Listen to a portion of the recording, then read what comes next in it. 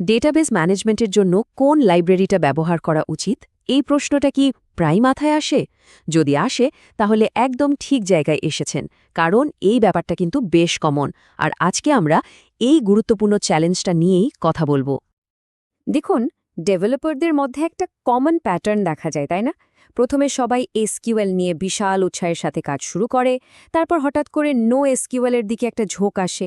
কিন্তু শেষ পর্যন্ত যখন অ্যাপ্লিকেশনটা বড় হয়, স্কেল করতে হয়, তখন কিন্তু সেই পোস্টগ্রেস বা মাইএসকিউএল এর মতো পরীক্ষিত টুলগুলোতেই ফিরে আসতে হয়। কিন্তু একটা সমস্যা আছে, সরাসরি এসকিউএল কোড লেখাটা কিন্তু খুবই ঝুঁকিপূর্ণ হতে পারে। মানে এটা অ্যাপ্লিকেশনের জন্য একটা মারাত্মক নিরাপত্তা ঝুঁকি তৈরি করে। এই ঝুঁকিটাকে বলে এসকিউএল ইনজেকশন।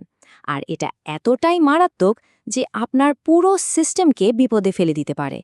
ঠিক এই কারণেই কিন্তু স্মার্ট ডেভেলপাররা সরাসরি এসকিউএল না লিখে লাইব্রেরি বা ওআরএম এর মতো নিরাপদ টুলস ব্যবহার করেন। তো চলুন আর দেরি না করে কাজে নেমে পড়া যাক।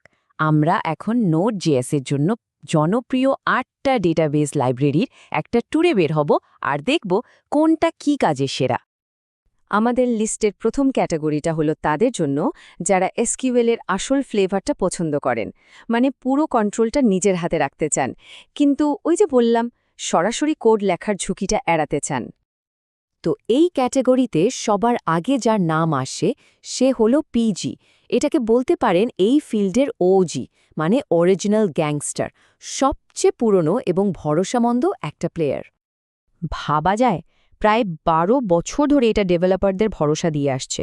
আর এর সবচেয়ে বড় প্লাস পয়েন্ট হলো এটা খুবই লাইটওয়েট, মানে সিস্টেমের উপর তেমন কোনো চাপই ফেলে না। কিন্তু একটা দুর্বলতাও আছে, পিএইচপিতে কিন্তু কোনো বিল্ট ইন টাইপ সেফটি বা অটোসাজেশনের মতো আধুনিক ফিচার নেই। এর মানে কি দাঁড়ায়? ছোট্ট একটা টাইপও ব্যাস পুরো অ্যাপ্লিকেশন ক্র্যাশ করে যেতে পারে।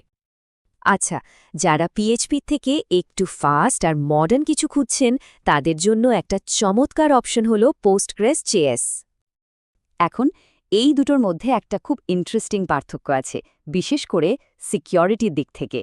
পোস্টগ্রেস.js কিন্তু নিজে থেকেই কোয়েরি প্যারামিটারগুলোকে আলাদা করে ফেলে, মানে ইনজেকশন অ্যাটাকের বিরুদ্ধে একটা বিল্ট ইন সুরক্ষা দিয়ে দেয়। বেশ, এবার তাহলে পরের ক্যাটাগরিতে যাওয়া যাক। এই টুলগুলো তাদের জন্য যারা এসকিউএল স্ট্রিং লিখতে পছন্দ করেন না, বরং কোড দিয়ে কোয়েরি বিল্ড করতে ভালোবাসেন। এর মধ্যে প্রথমেই আছে কানেক্ট.js। এটা একটা কোয়েরি বিল্ডার। ব্যাপারটা অনেকটা লেগো ব্লকের মতো, বুঝলেন? ছোট ছোট মেথড একসাথে চেইন করে করে আপনি একটা পুরো এসকিউএল কোয়েরি তৈরি করে ফেলতে পারবেন। এতে কোডটা অনেক বেশি পঠনযোগ্য হয়ে ওঠে।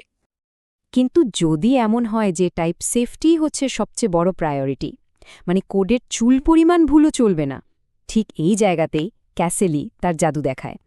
কাইসেলি অসম্ভব ভালো অটো সাজেশন দেয়, এমনকি খুব জটিল জয়েনের ক্ষেত্রেও। আর এর একটা কোজেন টুল আছে যেটা ডেটাবেস স্কিমা দেখে আপনার জন্য কোডই জেনারেট করে দেয়। ভাবুন তো কাজটা কতটা সহজ হয়ে যায়। আচ্ছা, আমাদের এই ট্যুরের ফাইনাল স্টপ হলো ওআরএম, মানে অবজেক্ট রিলেশনাল ম্যাপার। এগুলো কি করে?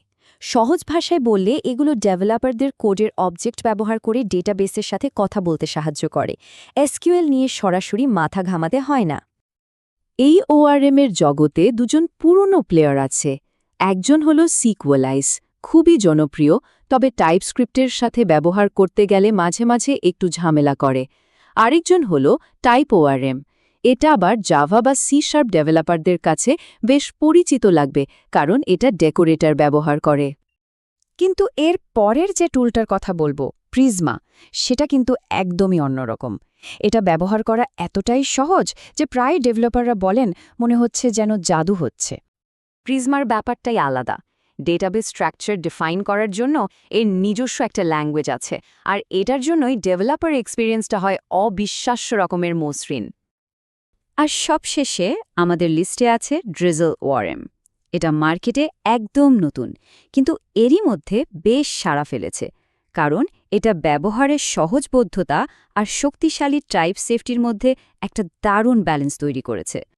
তো এতগুলো অপশন তো দেখা হলো, এখন আসল প্রশ্নটা হলো এর মধ্যে কোনটা সবচেয়ে সেরা? আর আসল সত্যিটা হলো কোনো একটা সেরা টুল বলে কিছু নেই, কোনো ম্যাজিক বুলেট নেই।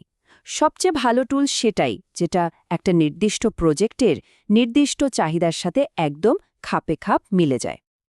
আর এই সিদ্ধান্তটা নিতেই সাহায্য করবে এই সামারিটা। এখানে দেখুন প্রত্যেকটা লাইব্রেরির মূল শক্তি আর বিবেচনার বিষয়গুলো সুন্দর করে সাজানো আছে। এটা দেখলে একটা পরিষ্কার ধারণা পাওয়া যাবে যে কোন প্রজেক্টের জন্য কোনটা ভালো হতে পারে। তো এই ছিল আমাদের আজকের আলোচনা। এখন ভাবার বিষয় হলো পরের প্রজেক্টের জন্য এই অপশনগুলোর মধ্যে কোনটার কথা ভাবা যায়।